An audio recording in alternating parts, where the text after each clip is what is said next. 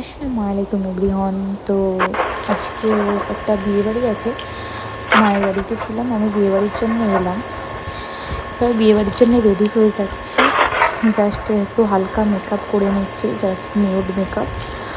তো আমি এখানে মেকআপ যদিও অতটা ভালো করতে পারি না, জাস্ট ট্রাই করি যে একটু বেটার করার। আইলাইনার, জাস্ট লিপস্টিক আর ফাউন্ডেশন এইসব ইউজ করে। তো আমার কাছে সব মেকআপের জিনিসপত্র সবই আছে, তাও আমি ইউজ অতটা করি না। মেকআপও ঠিকঠাক করা জানতে লাগে। তো আর আমি হেভি মেকআপ করি না, কারণ হেভি মেকআপ আমাকে খুব একটা পছন্দ না। হেভি ড্রেসের সঙ্গে হেভি মেকআপ কেউ যদি করিয়ে দেয় তো ভালো। তো আমি খুব বৃষ্টি হচ্ছে আর বিদ্যুৎ চমকাচ্ছে, তাও আমি জানলার ধারে বসে বসে মেকআপ করছি, কারণ কারেন্ট হুট করে চলে গেছিলো।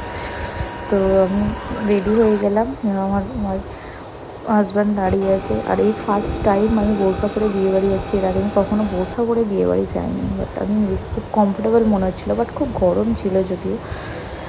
তো এবার বেরিয়ে পড়লাম এই রোড দিয়ে। বিয়েবাড়িটা পানিয়ারার কাছাকাছিতেই ছিল। তো বেরিয়ে খাওয়া দাওয়া করে নিচ্ছি। বেশ ভালো হয়েছিল বিরিয়ানিটা। তো বিরিয়ানিটা ক্লিপটা, কারণ আমি বিরিয়ানি খুব পছন্দ করি। মাংসটা খুব সফট হয়েছিল। আর এখানে গোটা বইয়ের সাথে ছবি তুলে নিলাম।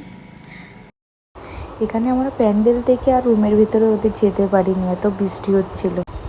এখানে ফেমাস মুরব্বির চা, জাস্ট এখানেই বিয়েবাড়িটা ছিল। তো ফের আমরা মেঘলা আকাশ দেখতে দেখতে বাড়ি ফিরে এলাম। টাটা সবাই।